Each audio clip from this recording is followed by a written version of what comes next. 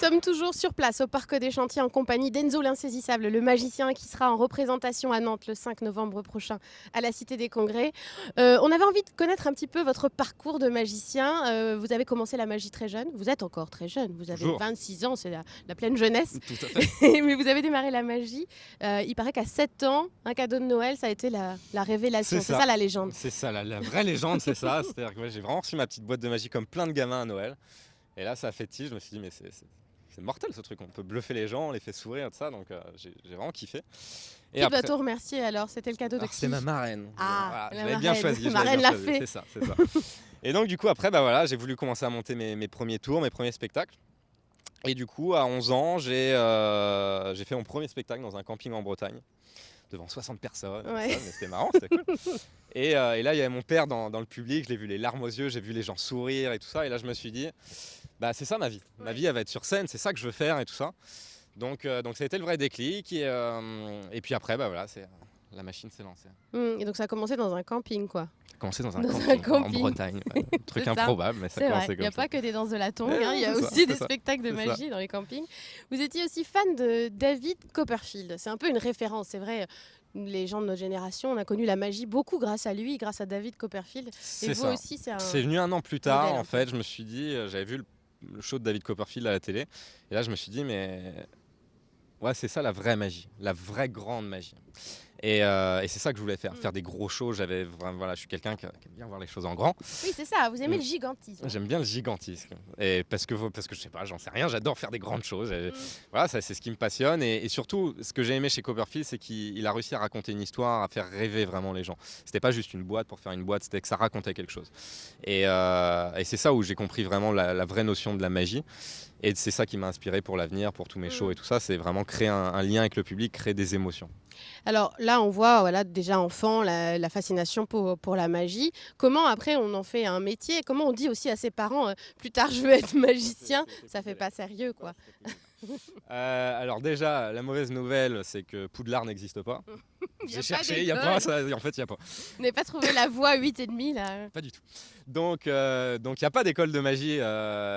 Donc je me suis dit, j'ai envie de fabriquer mes boîtes, comment je vais faire? Donc j'ai fait 1 an de sciences techniques d'ingénieur pour apprendre tout ce qui était électronique, mécanique, etc. Apprendre à faire mes plans. Après j'ai fait 2 ans de menuiserie pour apprendre à fabriquer mes premières boîtes.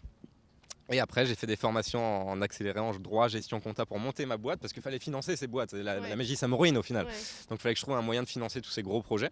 Et après, j'ai fait d'autres formations accélérées en effets spéciaux, en son, lumière pour avoir le maximum de compétences possibles, mais pas finalement dans la magie, mais dans tout ce qui pouvait créer la magie. Donc voilà. Ça veut dire que vous êtes un autodidacte en matière de magie? Je suis complètement autodidacte. Et il n'y a pas d'école? Non, il n'y a pas d'école. Après, on peut acheter des bouquins, on peut acheter des trucs, mais comme je voulais vraiment me laisser libre cours à mon imagination, j'ai pas voulu acheter des bouquins, des trucs quand j'étais petit, parce que ça me cassait ma création, mon imagination. Donc, et c'est là où j'essaye de me différencier aujourd'hui à l'échelle mondiale, c'est d'apporter des choses nouvelles.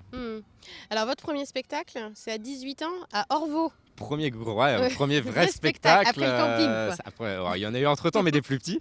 Et non, le premier vrai spectacle que j'ai créé de A à Z, c'était à 18 ans à la salle de l'Odyssée à Orvaux, là où je suis né, parce que je suis né à la Bugalière. Et donc voilà, il y a déjà 800 personnes, c'était déjà incroyable comme expérience. C'était un stress énorme et c'était le premier gros challenge de ma vie.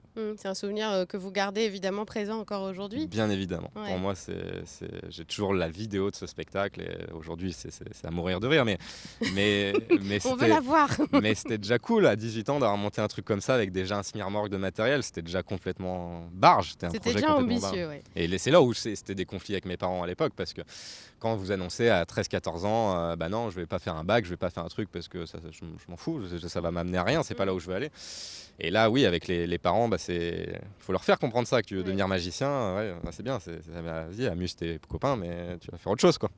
Voilà, et donc ça, c'était à l'Odyssée, et puis le but ultime, ce serait Las Vegas, quoi, de Orvaux à Las Vegas. C'est ça, maintenant, de Orvaux à Las Vegas. Alors c'est bien, déjà, on a franchi un sacré cap là depuis quelques années, donc c'est incroyable. Et oui, mon rêve ultime, c'est d'avoir mon show à Vegas, voilà, et je sais que je vais me battre pour y arriver et que j'y arriverai parce que je suis quelqu'un qui se bat pour ses rêves et qui donne tout pour y arriver, donc voilà. Vous direz bonjour à Céline Dion de notre part. Je lui passerai le bonjour à Céline Dion de la part de Télé. Avant de se quitter pour le moment en tout cas, on a envie de vous voir faire un petit numéro. Alors dans le spectacle par exemple, il y a un numéro où je remonte dans le passé. Et je vais te confier quelque chose, c'est que je sais aussi aller dans le futur. C'est incroyable. Et je t'ai ramené un petit cadeau du futur. Sympa. Enfin, c'est sympa, je suis très sympa. Très sympa. Et en fait, je t'ai ramené un billet de 30 €. C'est pas mal comme cadeau. Ah oui, bien. Alors le problème, c'est que si je te le donne, bah tu vas être un peu emmerdé, tu vas pas vraiment pouvoir l'utiliser. Donc le seul moyen que j'ai, ça serait de te faire un petit peu de monnaie. Ok? Alors regarde bien.